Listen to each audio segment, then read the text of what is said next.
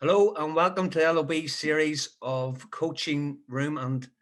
And we were doing the first show about technical periodization, and a man's name kept on popping up, and he seemed to be the one that everyone was reverencing, and it's Dr. Fergus Connolly. Fergus is one of the most experienced experts in elite team performance. He's worked with leading CEOs, professional sports teams, including Bolton, Liverpool, in the NFL, San Francisco 49ers, in college, American football, Michigan Wolverines. And it's also Fergus as well. You were a prominent in the Dublin senior football team working with Jim Gavin. I think it was a consultancy. You were brought in there as well. You work with special forces units. I've got the list here in front of me. You've got athletes in many disciplines around the world, author of 2 books, Game Changer and 59 Lessons, and you're from Monaghan. So it's an amazing array. If I'd known you were going to read all of that out. I'm from Scottstown. That's the most important part. I'm from Fergus, by the grace of God, Scottstown. It's an amazing story. I've been doing a bit of research on you, and listen to your podcasts and the interviews that you've done in the past, and like for a teacher in computers, I think it was, or something like that. Mm-hmm. How did this all come about that now you're one of the leading experts in team performance? Well, first of all, whether I'm a leading expert or not is debatable, but for me, it was just a journey. I started playing Gaelic football when I was about 16, so it was a little bit later to football. We had moved, and I remember I still exactly know standing on a hill with my father. We had spuds in the garden. It's late at night, and I'm asking him, "Can I go and play football?" All of my mates are playing football, and they're playing in the town. And he said, "Well, you're not in the town parish. I'll have to take you out to this place called Scottstown." And I was going, "I want to play with my friends in the town." And he was going, "No, son. Listen, Scottstown. You don't understand. Scottstown is a better place for you to go." And so I ended up going out playing with these kids, these strangers in Scottstown. It wasn't good. It was not good at all. It took me a long time to pick up the game, but one thing that I learned out there was, the value, the importance of hard work, and the importance of pushing yourself beyond what you think you're capable of. I was still to this day incredibly fortunate to have had role models out there. Still are role models to me. Moynas, McCarville, Sherry's, Mulligans, and they just set the bar. And if I wanted to play football, I was going to have to do what they had done. And I would pester these older guys in the locker room about, how do you improve your speed? How do you improve your fitness? What do you do in the off season? Fergus Connolly was telling me about how he would play squash. Even when he was in England, when they went over to help with power lines, he learned, found out about squash. He would use squash. Then other guys would tell me stories about him when he did his cruciate, about him cycling his bike up the mountain. But in order to force himself not to sit down, he used to take the saddle off the bike. Stuff like that. Another guy, Sean Mulligan, used to go running up Mourne Mountains up right by the border. So I used to try and follow him. So he'd go for 2-hour runs. But that was the standard. That was the example. Tom Moyne had played for Monaghan for years. He would come back from the States and he would tell me about, what it took and how to survive as well. And because these boys played in the 80s, when men were men. And so you had to learn those lessons if I wanted to play, and I did. And I was just incredibly fortunate to be surrounded by just like leaders, giants of men. Like we were talking before on air about, the great down teams. Well, I was fortunate to have men like that in my club, locker room. And, they had still, like I say, to this day, I'm incredibly grateful for the lessons they taught me. I suppose every generation, every county needs a generation they got, as we were saying about the down team. Like what they done for down football in my era was incredible. Like, Well, not just your era. Like, I mean, I was saying to you, my father, like, we got in the car and drove. You know, and I told you, speaking with Pete McGrath not so long ago, and I was telling him, Pete, like, I don't know how long that. What is that? That's over. It's almost 30 years ago. Like, I mean, I got in the car and we drove over to see that down team come across the border with Sam Maguire, because back then, you know, by the 90s, like, I mean, we hadn't seen Sam Maguire hadn't come into Ulster, and what that meant for Ulster football. Like, people forget, like, I mean, what the 80s were like, you know. Yes, Monaghan had good teams in the 80s, but just didn't get across the line. Down did. Neighbours would come to the house, and I had to listen to stories about, you know, the Lennons, the McCartans, and you know, like, of the old great down teams, and about how they played football. And actually, for a long time, was it Joe Lennon had a book, a small little white book on football? Do you remember that? There was one book, Yeah. and I had that book. Like, I mean, I'd pull that apart, you know, trying to learn how to get better. I just wanted to get better, and you know, I would do anything, run the roads, run hills. Used to have a hill beside us. Used to run up it with we had an old army bag, and I had a half a concrete block in it, and would sprint up the hill. I didn't know what I was doing, but I just knew that I had to get better if I Was that wanted to thirst? play.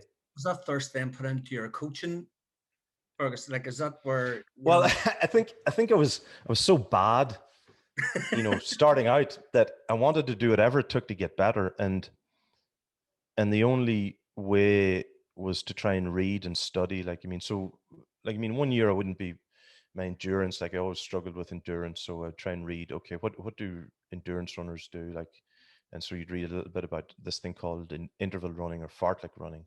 Okay, another year that my speed was poor, because I was leaner, but I didn't have that step.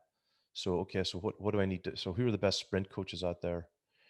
And you know, we used to buy the Sunday newspapers, and you know, I would always go and pick up the Independent, and then if I had money when I was younger, I would always grab like the Sunday Times. I just pull out the sports section, not that I wanted to read the political section of the Sunday Times, but I would pull out the sports section to find the interviews with, you know, the great athletes, and I would look for names. I would try and I just wanted to read, what were they doing, like what was their diet like. And half of the stuff that you read today anyway is nonsense, but back then you might see the name of a coach, and I want to know, who was that coach, like what what were they doing. And I would do anything to get better, because I had to. And then I think it was about 27, got a Gilmore's groin, ripped that. Like, I mean, you get a hamstring injury, so how do I get over a hamstring injury? Gilmore's groin. And so by the time I got towards my 30s, you know, at college and stuff, you know, my career, I could see my illustrious career was come to an end. But I just always had an interest then in humans, and I was at college then in the University of Limerick. I had done, my degree was in construction woodwork teaching. It was just fortunate. They had this first sports science program was down there. And I'd thought about, like, I mean, I was thinking about, do I want to become a PE teacher? But at the time, 16, 17, I thought, you know what, this is the truth. I remember thinking, this sports thing is going to, burn itself out by the time I get to my 30s. I'm not going to want to be involved in it. And here I'm at 43, still, you know, working in sport. But anyway, I thought I'd go do teaching, stayed on, did a PhD and whatever. But I would just read, study everything about sprinting, endurance, health, psychology, and it was just a passion of mine. And then, like I told you, like, I mean, I reached out to Pete McGrath, I got his number from somewhere, and you know, people like him, Mick O'Dwyer, you know, Ger Hartman in Limerick. Like, I mean, anybody in. Who was the first person you made contact with to have a chat with, or can you even remember? Might have been Miko, because when I was in Limerick for a bit, Miko came to train a team. I transferred to Monaleen for a year. So Miko came up to do something with us. And so I don't think I was training that day, or maybe I was, but all I remember was we had tea and sandwiches from afterwards in the clubhouse. And I got him in a headlock. Like, I got him in the corner, and it was just questions. Like, I mean, anybody like that who has met me probably has PTSD from, I just wanted to, I would ask them questions about, about Tom Spillane and how they played, and, Liston and Jacko, and, what did they do? How did they manage it? There was a guy called Aidan Keane from Cork, and he, I remember I would just pester him for stories about Larry Tompkins. That was another guy that, and to be honest with you, probably one of the biggest influences outside of my own club was Larry Tompkins. Like, I mean, the training that he did, the stories about, like, he was one of the first people who I knew that, lifted weights and was weight training. So I would go. There's a funny story actually. Declan Lockman played for Blaney.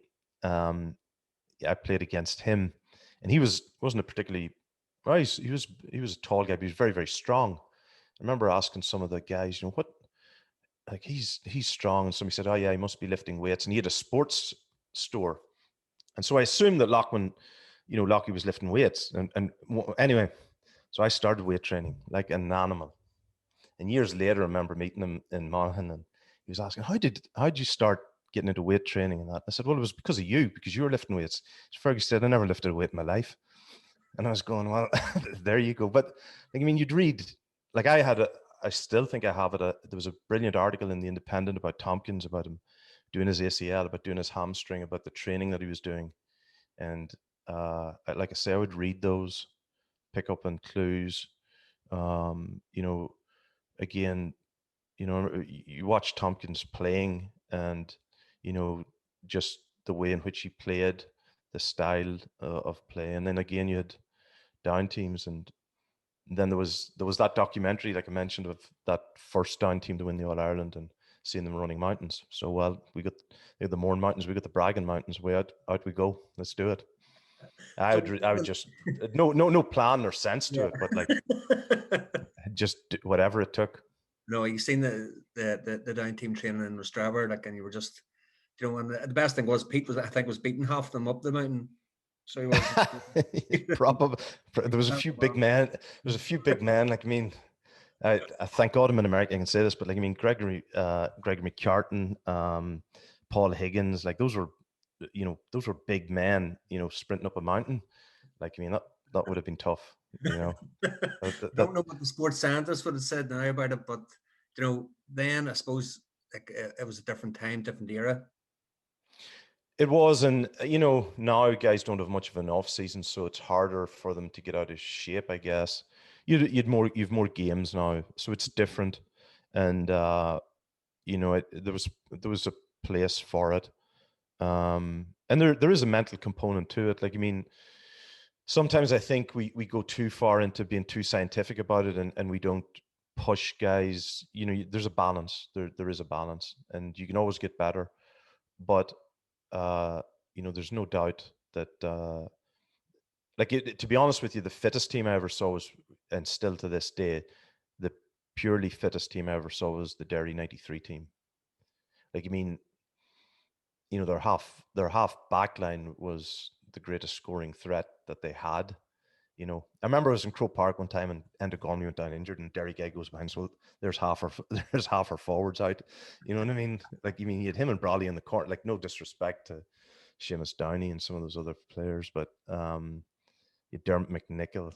Like, you had great footballers, but that half back line, Henry Downey, Gary Coleman played. I know he played in the corner, but I think he started maybe at half back. You had McCork then. Like, they were just a constant threat. They were supremely fit. That in my opinion, it was the fittest team I've ever seen.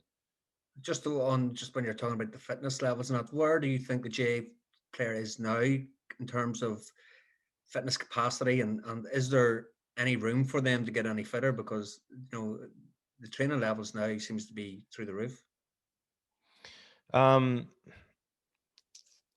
I think fitness is a really difficult question. I would almost argue, and this is going to sound wrong, and I haven't been involved directly with a team for many years, since Dublin's first one, but I would almost argue that that team wouldn't have been as fit, for example, as the '93 Derry team in terms of fitness. Now, when you watch them play, it might appear like that, but pound for pound, like if you took them out and ran them, I'm not so sure. Yeah. Would I argue that they perhaps could play the game a little bit faster? Yes, that's where I think, and I think that, you know, before games were as available on TV, like you had to go and watch teams play, live, and I don't think we do that enough. I think when you go and watch a team play live, you see and you watch the player. Don't watch the ball, watch the player. I think it gives you a different perspective, and the seamlessness of a team can sometimes make it appear as though they're fitter. And so the answer to your question is I don't know, but I would, I would say I wouldn't say that they're, a lot fitter. But again, I it's just a subjective observation. Whenever you went then, and was it you were asking about players and what they did? When did it turn into coaches then, that you were looking to get meeting coaches and seeing what they were doing, and the structures and the methodology that they were using then? So I started then looking. Well, I was always looking at beyond Ireland to learn, like trying to steal stuff from rugby, from soccer, from American football, and I would just used to have an envelope, and I would put my money in a big paper envelope and save it. And when I had enough money to hop on a plane, I would go and travel and see who I could go and visit. Like, down New Zealand at Easter one time, spent 2 weeks with Canterbury Crusaders, and like, you walk into the locker room and they got 14 All Blacks, and to try and learn. And the funny thing was, their strength coach Ashley Jones, get down with him, and I brought him a gift. I brought him a small statue of the Cullen statue that's in the GPO, and we were talking, and he said, my family's from Ireland. And I said, oh, seriously? And he said, yeah. He said, they're from a place called Carrickmacross. I said, Carrickmacross? That's only 10, 15 minutes from us at home. I said, and his great grandfather. And so we struck up a great relationship. And, the funny thing was, he would play Gaelic football with them in the off season. And so you would learn things from them about, and what was really interesting for me, which was eye-opening, was, and it was, I guess, somewhat of a secret, you could read all you wanted to read, but when you would go and visit, you got a completely different impression of what was being done and why it was being done. Like, I'll give you an example. One was, like, they would, even in the warm-up, they would play, rugby, but you could pass the ball forward, or they play Gaelic football in the off season. And everything I had read was you should never do that, because now you're training skills that, and I would ask him why, and he would go, well, it makes them turn, it does this and this. So it started to open my eyes to, there's not just one way of doing things, and to always have a critical mind, and to think and to challenge. But if you can justify the reason and you know why, you just shouldn't follow things blindly. And the other thing too is, like, people like him were incredibly encouraging to me, because I would, truthfully, like, who was I? I had no sports science degree, I had no physiology degree, I had no physical education background. I was just somebody who wanted to learn, and I was, I guess, an imposter syndrome. Um, like, there was I guess, there were a lot of those things were going through my head, but those guys, they didn't care. They wanted to win. If they could learn from you as well, which was the other thing, they would say, also, you want to visit this coach. What did you learn from him? Would you give us a short presentation on that, next week? Yeah, sure. Be delighted to.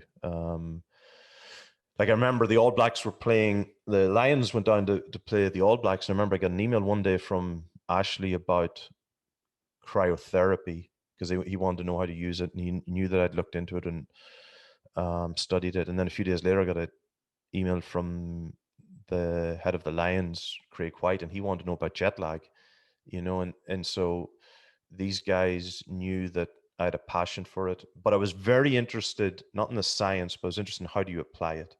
So I can give you the best protocol, but I would always say, look, this is what the science says, but these are the other things you need to consider. And how did it work? And I loved it. Like, I mean, guys would, or Fergus, we've got 4 guys struggling with sleep here. What does the literature say? I used to send back an email, give me 24 hours. I'd stay up all night like a lunatic, be reading everything, studying. But I loved it. Like, you mean, I loved it because that was what interested me.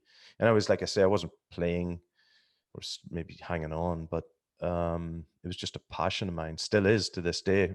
I just want to know how to make better humans.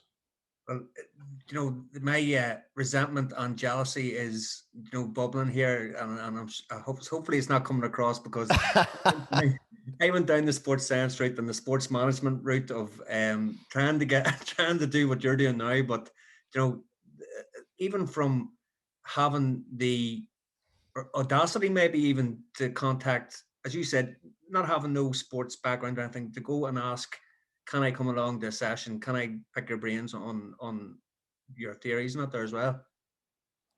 Yeah. I met a guy at a conference one time, and I don't know how I ended up with it. It was a Charles Poliquin conference. Remember, I didn't even have enough money to go to it. And guy John Connery said to me, listen, if you want to come up and help us set up, we've got all this equipment coming in. He said, you can come for free. And he did. And I'm very grateful. But there's a guy at the conference who had worked with an English rugby team. And again, as the guys would say, a pothole him. He got stuck with me and badgering him. And he said, look, are you serious about learning? I said, yes. He said, you got to go and visit people. You got to go and visit people. And it was the best piece of advice I ever got. And I tell it to people now, like, people sit at home, like you reaching out to me, like, I mean, people sometimes are afraid to ask. Mm-hmm. And I've only ever been refused by one guy.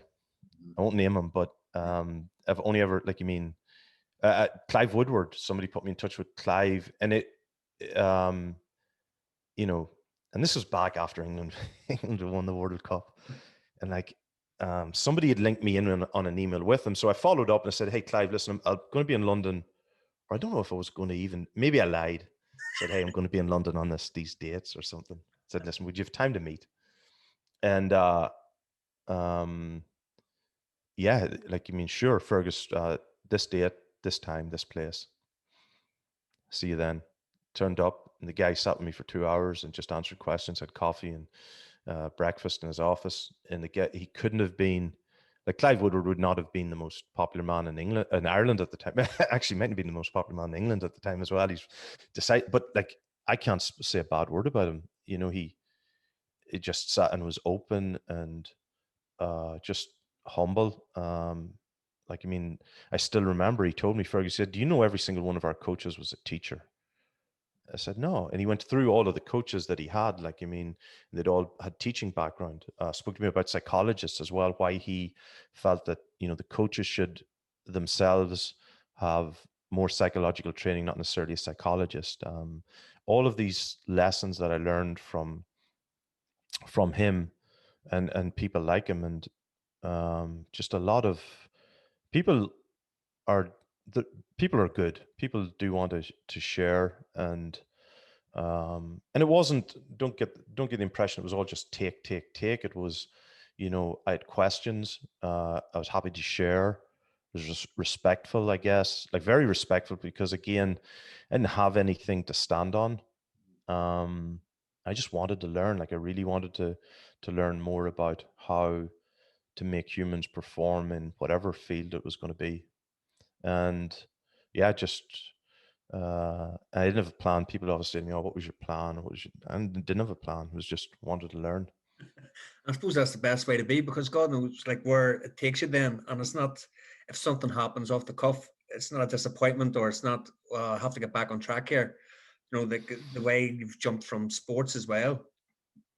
Yeah, well, that wasn't necessarily by design. Like, I was at Bolton Wanderers and the coach changed, so I got fired, we all got let go. And so then next thing was someone at the Welsh rugby team reached out to me. They wanted to look more at sports science, figured I was again, that was somebody I'd visited before at Leicester Tigers, and they thought, okay, let's get this guy in, give him a shot.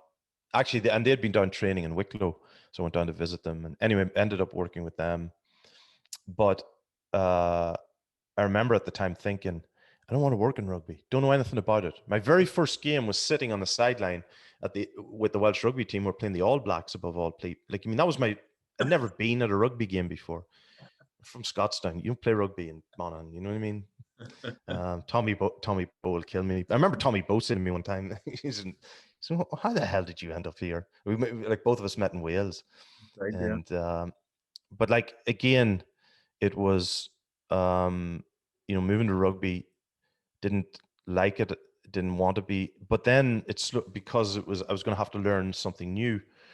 But it dawned on me that it's still the same person and it's still an athlete playing a sport. Stop looking at it from a very specialist perspective and look at the principles.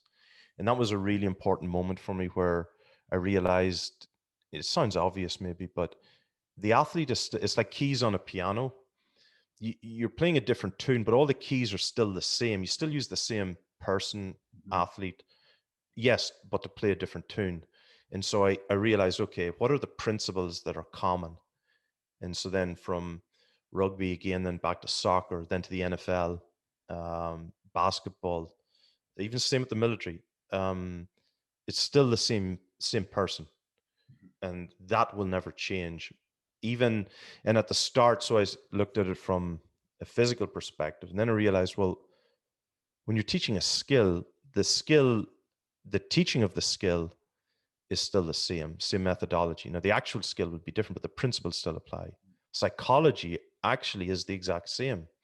The stresses are the same.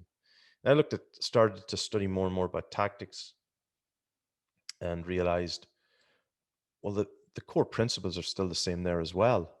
And so it just, again, it was more a case of having, I don't know if it's a positive outlook, but more of a solution finding approach to, to progressing and to making a difference. I suppose like every team sport, the underlying issue is to win the game. And Hmm. is that whenever you were saying about you're looking into the tactical part of it as well, was that the driving force then that you were thinking this can be used in every single sport is we're going to win this game, the next one and the next one?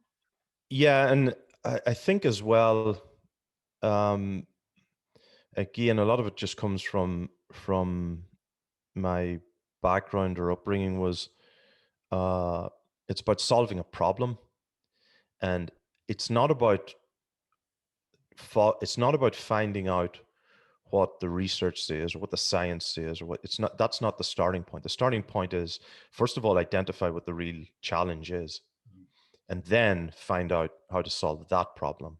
A lot of people, when they get a problem, they they look at what somebody else doing and they try and copy that. My approach is always, well, what's the problem? And it can be different. So, if you take over a team, yes, you can look at what other people are doing, but that's not going to help you. I use the example, like, of the New England Patriots. Everybody looks at them and goes, oh, what are they doing? And what are they doing now? Well, you can't copy what Bill Belichick's doing now. You got to go back and look at what did he start doing when he took over the team and get on that pathway. Yeah, because you can't go from 0 to 60. You got to figure out. So you got to problem solve and get good at solving problems. And the first part of that is like being brutally honest. Like, yeah, you just can't go out and play like Dublin from the start if you're nowhere near them. You got to start out and build a system that suits. And as well as one of the really important things a lot of people forget is the culture of your environment. So down football, for example, have always had a style. Swashbuckling, it's fast. It's got a physical edge to it. You can't change the culture of that they're coming from. Now, if you go to Kerry, it's a different style of play. So if you were coaching Kerry, you have to respect that tradition and culture. You have to improve on it, but you can't. You have to respect, the environment that people come from.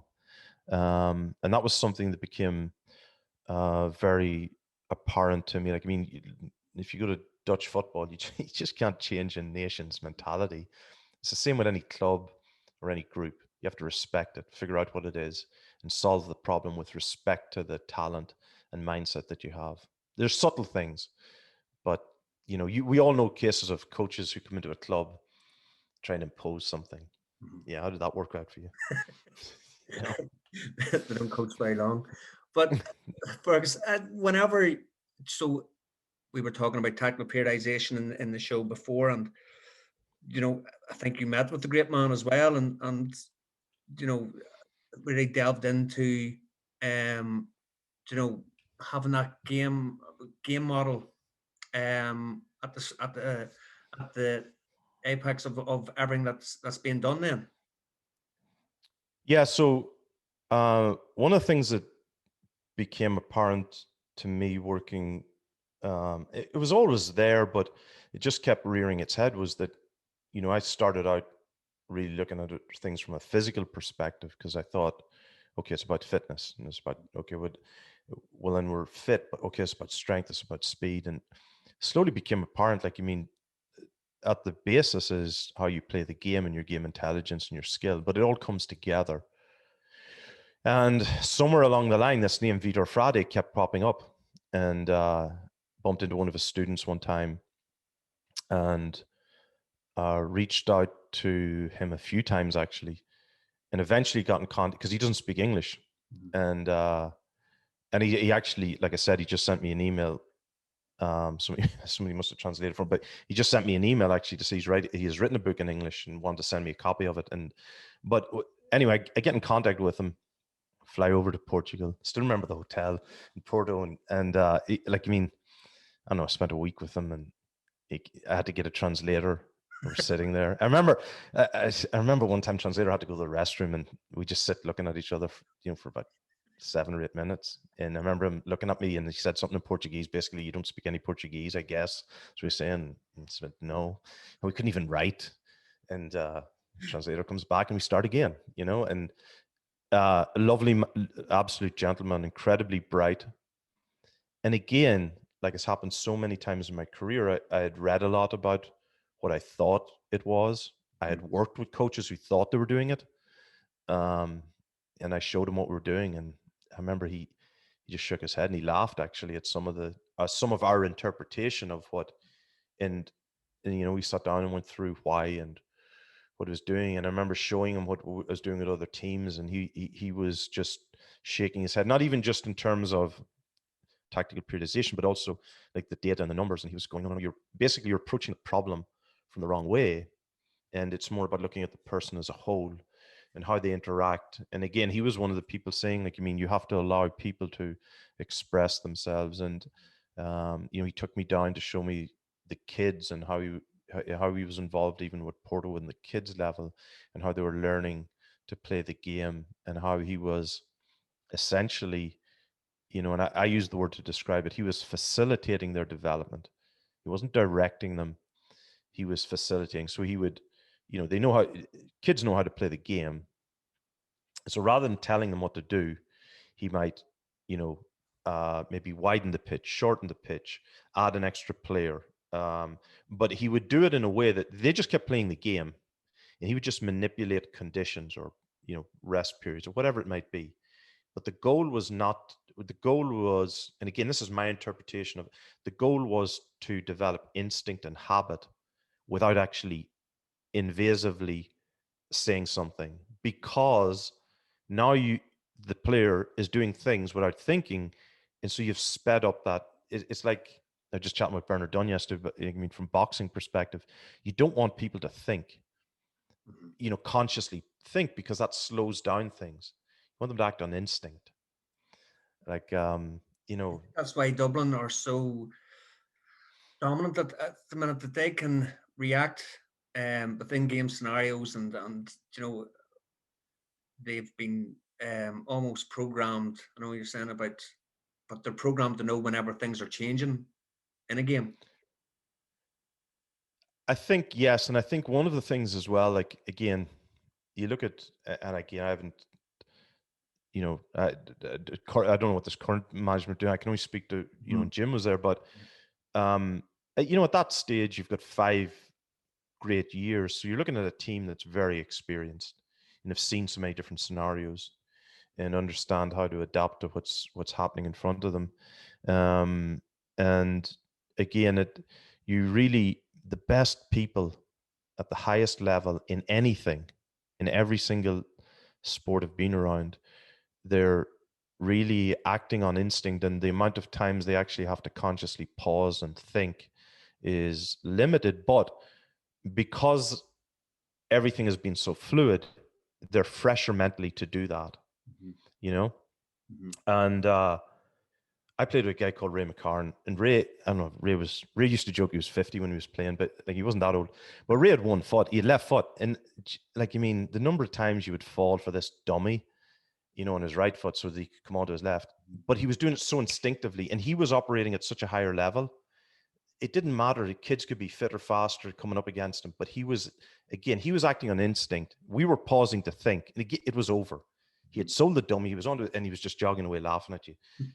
Like, so, but when you think back to these things, you start to see how you need to act on instinct. And at the higher level, then when you talk about a team environment, you have an ability to recognize what your teammate is doing, because now when you've perfected how you play, you've got a greater awareness for your teammate who you've been playing with now for a number of years. It's the same with like in a hostage rescue. Guys have done the operation so many times together. When one guy starts to move slightly to the left, the other guy almost seem your brain actually does predict it, but it starts to recognize his shape shadow might be just a slight movement, and you automatically, without thinking, know what he's going to do. And that's what starts to happen at that highest level. So when you see teams that are so fluid, it's they have played at a very high level, at a very high speed, um, with a great emotional presence. The emotional thing is important because in order for you to build instinct, the person has to be present. So try not to make this too technical, but for the memories that are richest in your mind are usually ones that had a huge emotional importance to you, and by that means you're at a heightened sense. So that's what you're trying to train in your players. So the drills or the small-sided games need to be short, intense, so that you can concentrate, and it's at high speed, and you can give them lots of rest in between. Now, if you look at the Dublin team after 5 years of playing in very emotionally charged games alongside a teammate, you know what he's going to do. You know how he's going to react. Like, you're a full back, the ball's going over your head to the cornerback. As he's moving towards it, you know how he's going to approach it. Now, if I asked the full back, why did you take the step? He couldn't tell you. Yeah. Yeah. But he knows what, Johnny Cooper, you're jogging, you know how Johnny's going to approach the ball. You've seen it so many times, but you've seen it at such a high emotional level that it's registered in, and so you start to instinctively cover behind him if you know that the ball's going to, those kind of things. And what was your remit then whenever you met Jim Gavin then to, I think he was under 20s manager whenever you met him and he was taking the Dublin, then Fergus. Met Jim in a hotel along Liffey. It was Bernard Dunn set it up. First it was just coffee and just a chat, and I didn't know, I obviously remember watching him play. The thing that impressed me about Jim Gavin was the number of questions he asked. And again, I'm sitting there going, why did, Jim Gavin's won all Ireland's? I haven't done that. We won a national title with Derry, all right, but that was about it before. But with Jim, I was really impressed with how he was looking at stats, and how he was looking at, like, he was innovative is the word that's thrown around. He was just doing it in a different way. And it wasn't that it was brilliant. It was that he was trying, you're coming up with a way to solve a problem. He was looking at how the ball's moved. He was putting it in front of me, and I was going, okay, yeah. And I said, have you thought of doing it? Have you thought of this? Have you thought of this? But I was really impressed with his humility. Like, he was asking questions, and then he would send me stats. Or I was working with Liverpool, I think, at the time, so he would send me their report after the game. And I would just send him a commentary back going, look, based on what you've sent me, this is what I see. I haven't seen the game. I wasn't even watching the film at the time. Mhm. Does this make sense? Because this is what appears to be happening. And he would come back and forth with me, yeah. And so then we were having dinner for Kenny Dalglish. She was leaving, and phone rang. Went down, called him back, and he told me that Paul Caffrey, I think, had resigned, and he was thinking of going forward for the job, and he'd like to have me involved. And I thought, yeah, I'll have a bit of that. I was going, yeah, like, you mean because he told me like the people that he was getting involved, like, he was going to bring Bernard Dunn, Martin Kennedy was going to be over fitness, who I had known, like, I think he's with the IRFU now, but just a great guy, great coach. Deegan, Darcy, who I hadn't met. And so we go and we meet, and I just loved. It's the best group of coaches I've been around, hands down.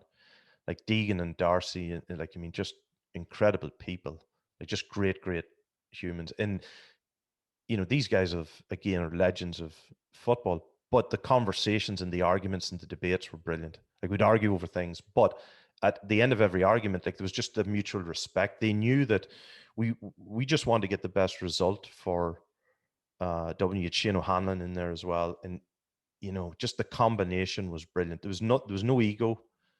It was about finding the best solution.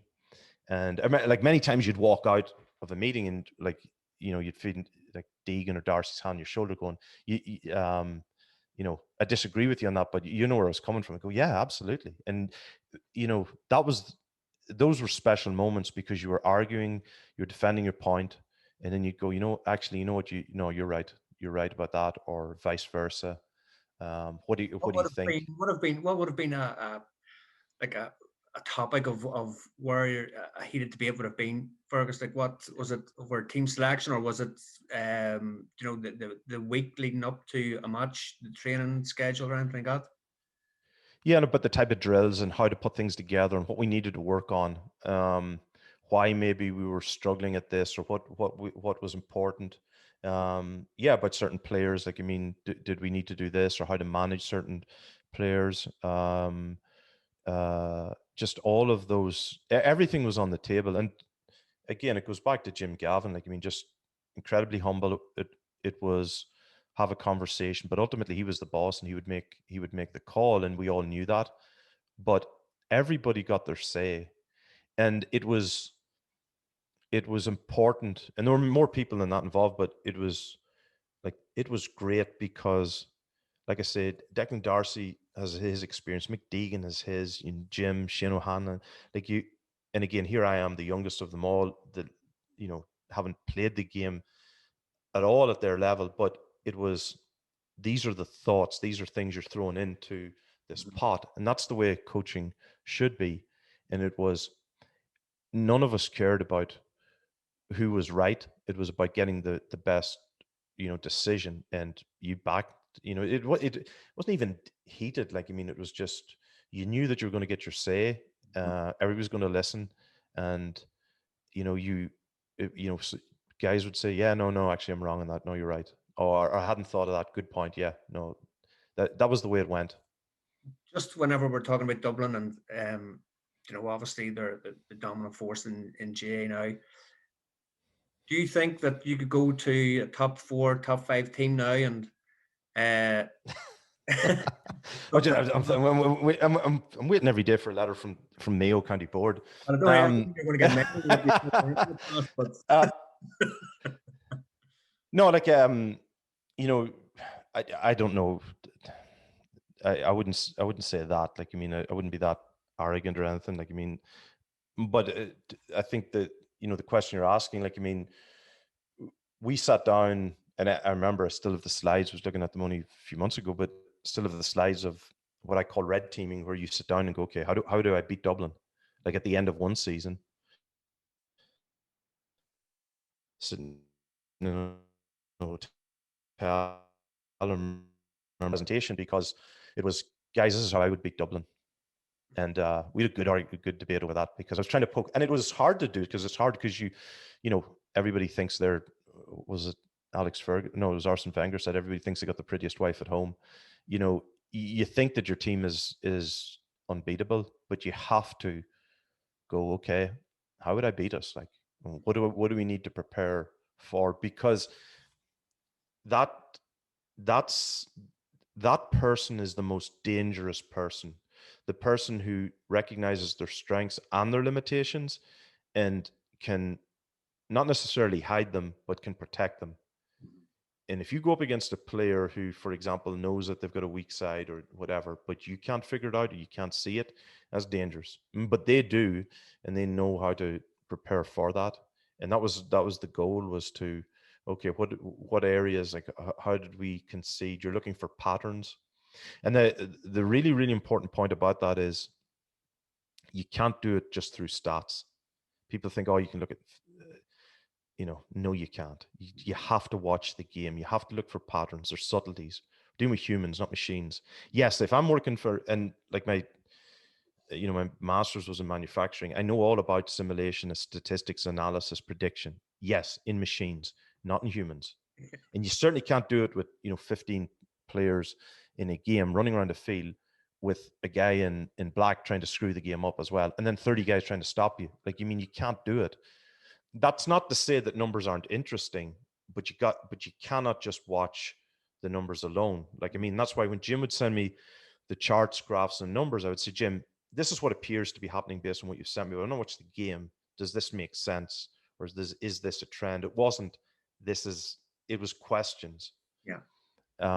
And so, I used to get sent stats from different people. I just laugh, to be honest. Still, even the NFL teams, I get, stats from training stats and GPS stats, and it might as well be.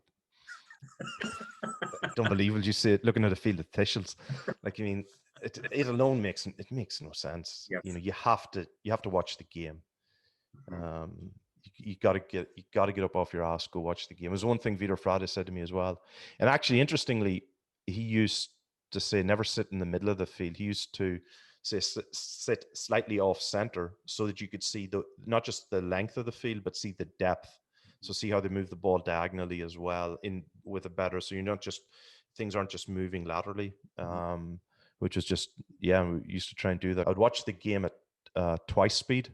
But I would watch the players then at, like, individuals at half speed, because what tends to happen sometimes is if you just watch the game, you get caught up in the personalities, and you get caught up in the number, and you get caught up in the whoever. But it was more about watching the flow and the patterns, and looking for the habit and the instinct that the player has that they don't even realize. Sometimes they don't notice, or that, and I'm talking about a group of players that they, so this, for example, side of the field always tend to move the ball like this, and it's not something that's not clear. But if you're watching the game at twice speed or double speed, those things start to become more apparent. You see the ball move there, okay, it's moving that way. That's what starts to stand out to you. But then to watch the player for small technique things. With the NFL and the way they look at the game as well, they've got their offensive coordinator, defensive coordinator. They sit up on the stand. Are you surprised that more GA managers and coaches don't take the stand? And as you say, they're bang on the halfway line. It's like going back to speaking about Vitor Frade. Like, every time you intervene, you take ownership from the player, from the players. And there's a great quote, Graham Henry. I was another guy I badgered. Used to joke with Graham Henry after games against Wales, like you're going on to play England. Hey, just from one Irishman to a New Zealander, and make sure you put up a score. And he used to wink at me and laugh. He said, "Yes, we'll do our best." But he used to talk about with the with the All Blacks, the beautiful time for him was when something was happening on the field, and he would see the players take ownership and make the change without them. If you keep intervening, and used to find it amusing, like with Dublin, against some teams, you'd have managers or Moir Ishka, running onto the field.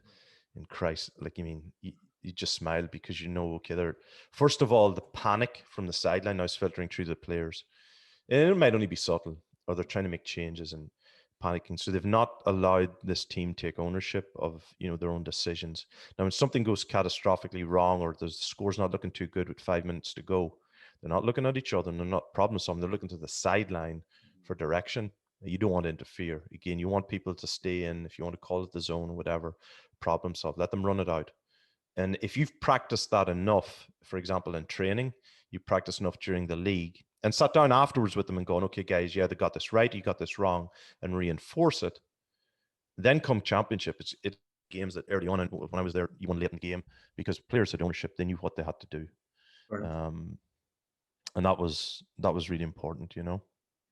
Where do you think the state of coaching is at the GAA at the minute, Fergus? You know, obviously there's not too many coaching courses, and I mean, like, you know, you've got the level 1, level 2, level 3. Is there something else that could be involved now? I see more counties are doing and provinces are doing workshops, but surely there's a market for, you know, more in-depth thinking and challenging concepts.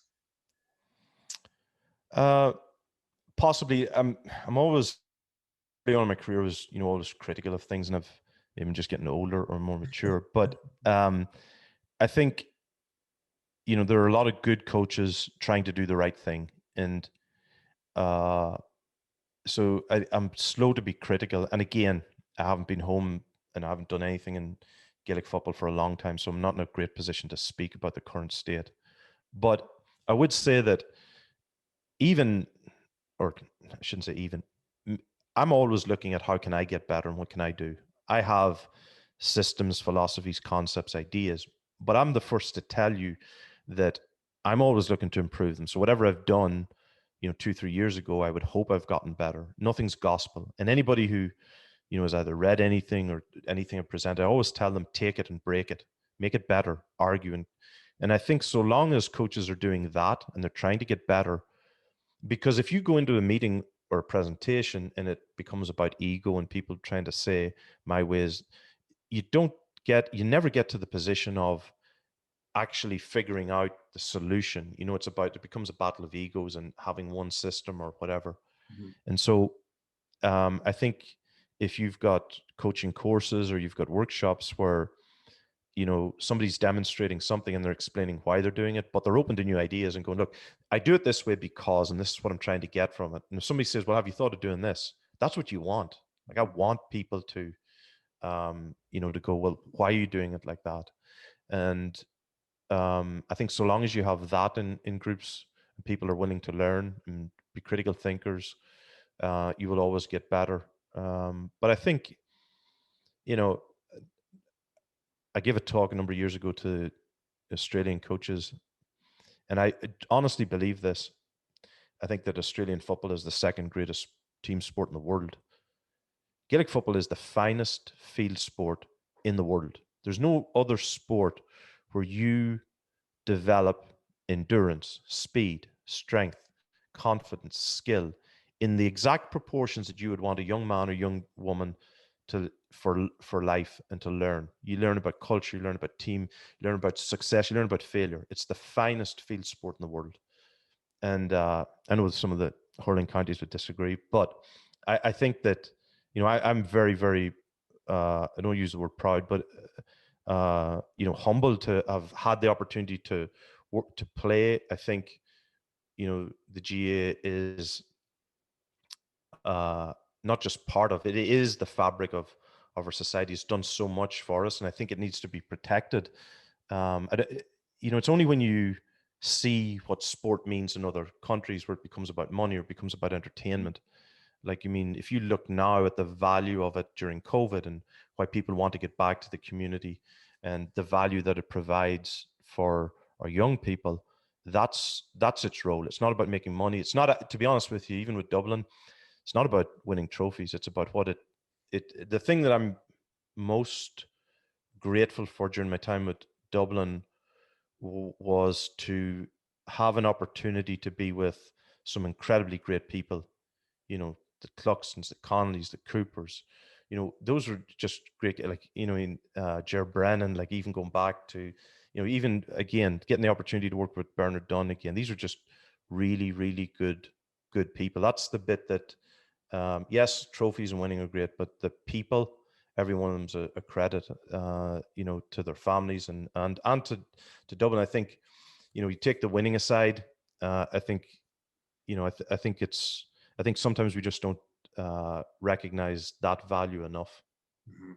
No, I can see where, like, if you're just there to win trophies, there's only one team can win each year. So how do you measure success if that's if it's just one trophy between, every team? So you have to have different measurables as well. Then, Yeah, and I think, going back to Pete McGrath, and you look at Pete, Miko, um, even Jim, the ability to produce a team over a number of years that can continue to compete at the highest level. You know, Mickey Hart as well, of course. There's so many of them, but that is the hardest thing to do. Now, or anybody. I used to say this, can take any county and drive them hard for 3 years, and maybe win a provincial title or whatever. But to sustain it, that's difficult to do. Mhm. It's a very, very challenging thing. I don't think people, really understand, the dedication. Jim and I had conversations about the time commitment, that it has to be put in, keeping people happy, looking out for people and all those things. That's a challenge, particularly today. just Fergus, I know we're running out of time here, and I've about 30 questions to ask, but look, um, I'll keep it brief. Just on the last one about yourself is, out of all the different roles that you've had, um, which one brought out the qualities that you didn't think you had, and and brought you on as a person? Oh, good question. I think, well, one thing that to me seemed like a disadvantage was always, moving when opportunities would come up in different sports. I thought, okay, this is a challenge. So you start working with the San Francisco 49ers, and you're like, you couldn't be any further fish out of water. Like, you're burning literally in the sun, talking to some guy from Alabama who's looking at you going, what are you saying? So those are incredibly uncomfortable moments, but you either make it or you don't. And so you figure it out, and it humbles you regularly. So I think every single, um, you know, opportunity was, a great learning moment for me. Now, at the time, it was uncomfortable. It took me a number of years to realize that these were the moments, and I thrive on them now. When I get, last week was working with a group of entrepreneurs in Florida, way out of my comfort zone again. And I remember just reminding myself, this is a learning opportunity. Enjoy it, and you get excited about it. And I was saying that actually to them, that you start to get excited when you're, believe it or not, when you're going into difficult, challenging opportunities. But the role that I enjoyed the most, without doubt, was those years with Dublin. The winning was great, but the people, the relationships, being able to, even just the role, being able to help, and the opportunity to have those conversations around training and all of those things, influencing everything, or having being listened to in the way that Jim managed it. And I learned a lot from Jim Galvin, and we're texting, just actually on St. Patrick's Day, sent me a text. And again, incredibly grateful, will always be for and even when I left, when I was in the States, he reached out to make sure that my family would get tickets to games. And even after, that's rare.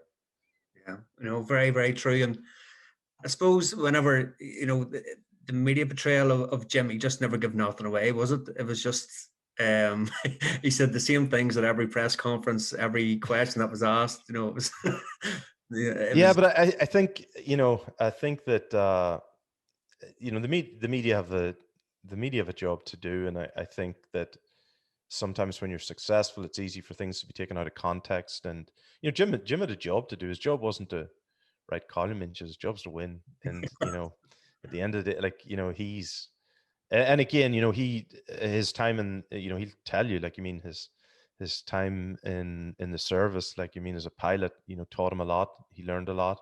A really really good guy, and yeah, I was very very fortunate that our paths crossed, but not just him. Like all of those guys and the players to a man. Like yeah, you've got some rogues like Jack McCaffrey and that, but just great guys to be around, and very, very fortunate. But again, like I told you, I'm equally grateful for, like I said, I reached out to Pete McGrath. I was a nobody.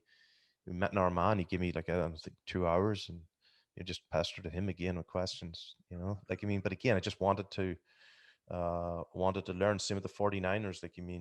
Any time that some of the old great players that played under Bill Walsh were around, now same thing. This crazy Irish guy's got him in the corner. He's asking questions. What was it like to play for Bill Walsh? Were you on the Netflix series All or Nothing with Michigan, or was that before or after your time? I think it was there for part of it, but again, that's college football. Then again, is a whole other Mm-hmm. Kettle of fish, and that was one of the points that I made again in Australia, is that and even when Jim came to the States a few years ago, one of the things that I think sport in the States and to some degree in Europe is an entertainment business. Mm-hmm.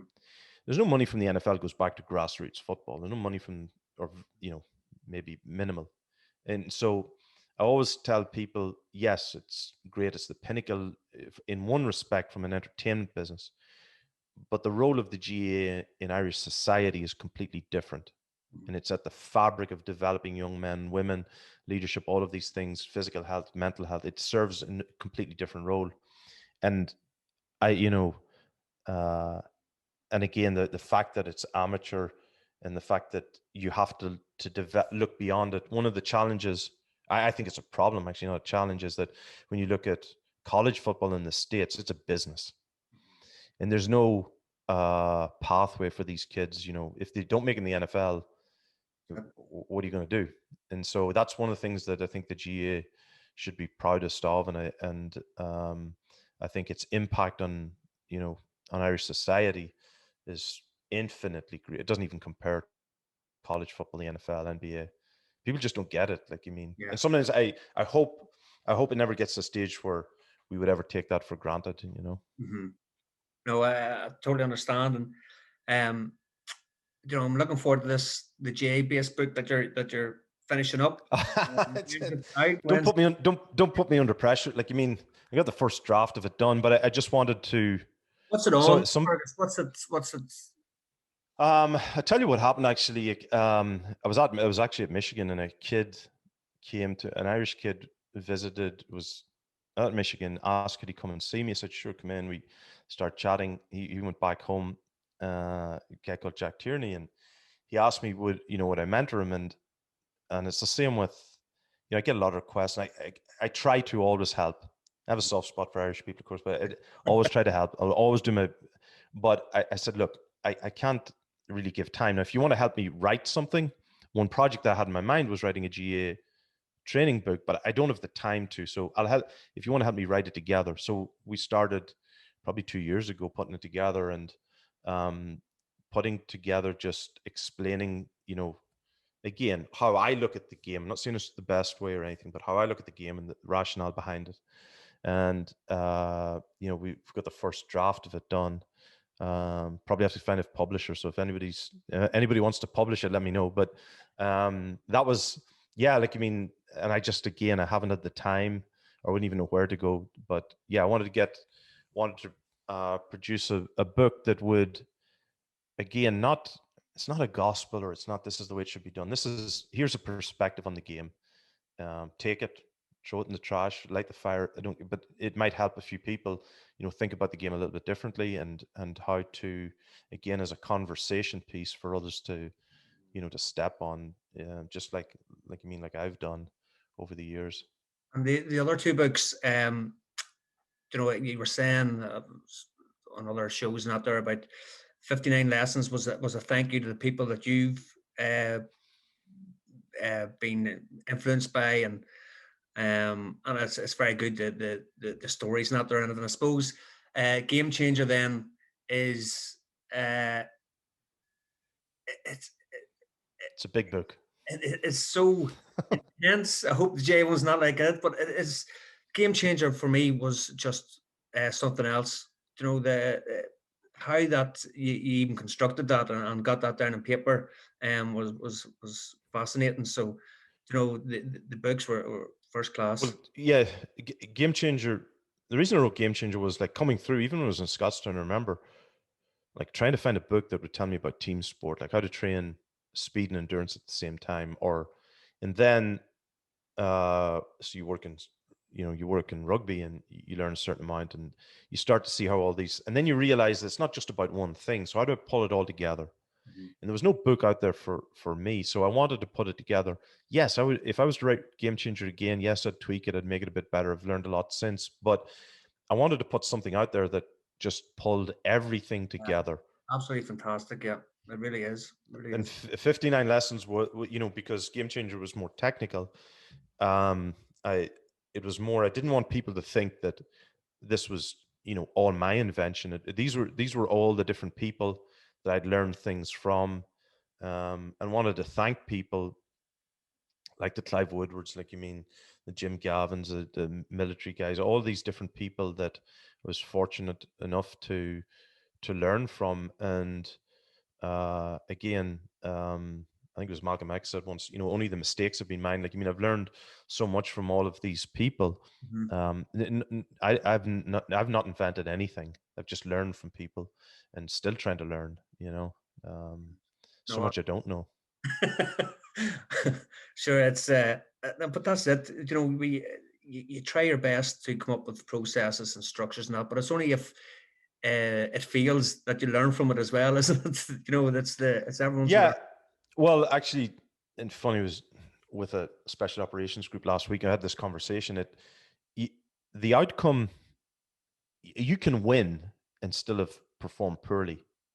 So you almost have to take the result away and look at the performance. Like, what did we do? Because if you play a poor team and you win, you're expected to, but you might not have played well. So you have to take the result out, take it away. Doesn't matter whether the operation was a success or a failure. You have to look at, did we do what we're supposed to do? I remember saying to Jim as well, when you come up with your game plan, if the players execute that perfectly and you lose, it's your fault. Now, if you come up with a game plan and they don't follow it, okay, it might be yours and it might be theirs, but their fault. But you first of all have to come up with the best game plan to win, and then help them execute it perfectly. So the result is, I think I say in 59 lessons, it doesn't matter whether you win or lose. If you want to get better, you have to pull apart. And that was a lesson I actually learned first from Clive Woodward. You have to critically analyze every game with the same detail, whether you win or lose. Otherwise, you're going to start to get carried away with your wins, not see the failings. Sorry, and when you lose, you're going to get almost, you'll spiral out of control and think we've got no success. You got to Mhm. keep that steady hand, which again, Jim Gavin was brilliant at. It was like a match in heaven. No, the one I like is don't buy a dog to bark yourself. Is That was something my father used to say. He used to say, "Yeah, bet a dog and bark yourself." Like, you have to learn how to delegate, which again is, and this is another lesson that I have to get better at. But yeah, you have to learn how to, keep improving. And when you've got people who can do things better, it's the same with me. Like, there are far better strength coaches now than I. They're better speed coaches. Like, I will mentor them on how to put it together, but they can execute it better than I can, because they're doing it on a daily basis. So you go in and you help tweak things and help them get better. But it's knowing and recognizing that takes time, takes maturity. Brilliant. Fergus, thank you so much. I can't thank you enough for accepting my invitation Not Um, at all. I reached out in hope, I think, more than No, no, no. Like, I mean, the fact that anyone would want to listen is, hopefully, hopefully somebody listens. But no, the fact that you'd be asked again, I only have experiences and things I've learned. It's no God particle. no, but it's if it inspires someone to get, reach out to another coach or reach out to another mentor or anything like that. Or I think it's that's what this series is about, challenging the status quo and just hopefully making better coaches and as you say, very proud of the GA and the culture that we have. So, and you can tell by what you're saying as well how proud and it is a special Yeah, organization. and there was the other team actually, like, I mean, that I learned a lot with as well was there's a guy, John McCluskey, who was with Armagh way back with um Joe, and I remember John brought me in with Derry way back, and again, and actually Paddy Bradley reached out to me only a few months ago, and like, I mean, that was another incredible learning experience with those guys. Paddy Bradley, like, I mean, probably one of the best Mhm. forwards I ever had the pleasure to watch, and his brother would give you twisted blood. Like, I mean, you would have to go and lie down after watching him running. Like, I mean, just so fat. But Paddy, one story about Paddy, I'll never forget this. Still to this day, I went up to do a weight session with them, and before that, maybe 2 weeks before that, I'd given them training programs, and like in a beautiful red folder, and it was like a small folder and everything. And of course, I didn't hold out much hope that the guys were doing it, and so I get up early, get the weight room set up. Paddy's first one in. Owen's coming behind him, like in early. Like, I mean, and I didn't really know Paddy too well. Mhm. And so I'd written up on the board, this is what you got to do. And Paddy looks at me. Again, don't know him too well. He goes, we're not supposed to be doing the one that's in the folder. And I go, okay, well, if you're doing the one in the folder, just do it. And I'm thinking, he's just trying to be smart ass. Anyway, he goes down, starts working out, does warm up with his brother. Some of the other guys come in, and I go down, and I'm going in the back of my mind, going, I'm going to show this. I'm going to show this guy. And get down and sitting in the working out, and he has his red folder, which most of the guys didn't, and he had every single weight training session done to a T. He had done every single thing, like, in people, and that's the thing. Like, I mean, people talk about players. Same with Sean Marty Lockhart. Like, I remember he came back, and he was like, he was telling me about speed training he was doing on his own, the field behind it. I hope he didn't, like, I mean, he had a bird that there were, he would go on the tweet of a bird. Like, that was his way of training his reaction. Like, you had guys like that were just really, really dedicated, and fortunately, like, won a national league with them, and or was, there when they won it. But yeah, like, I mean, to get the opportunity to learn, like, I mean, again, Sean Murray Lockhart was another guy, Conleth Gilligan. I would pester those guys for learning. The players taught me more than I taught them over the years. Yeah, Connell was on the show. He's coaching Cuckoo with Mickey Moore, so big Derry connection there. But Connell's a lovely man, and he's a very humble man as well. He was saying about the confidence wasn't there whenever he was actually lacking in self confidence, but the player that he was something else. Like, his decision making Yeah, was.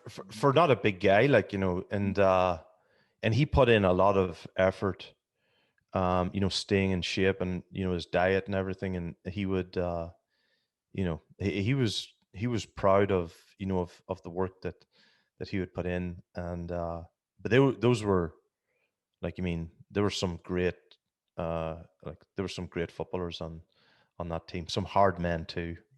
What you find is, whether, I don't care whether it's a Navy SEAL, whether it's an NFL linebacker, rugby player, that these guys all have the same qualities, Mhm. all of the same qualities, and they have like a brutal honesty about themselves, a desire to work hard, and a humility that keeps them in the game for longer.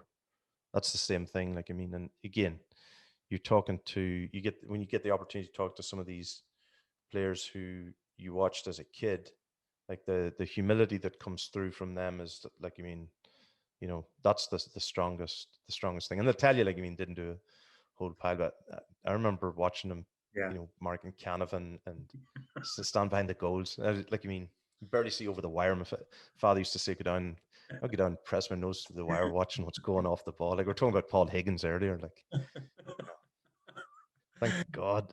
Thank God there wasn't as many cameras around. I'm going to have to get No. Paul on to see if the art of defending and how maybe gone out of the game. But Fergus, thank you so much. As I say, great to talk to you.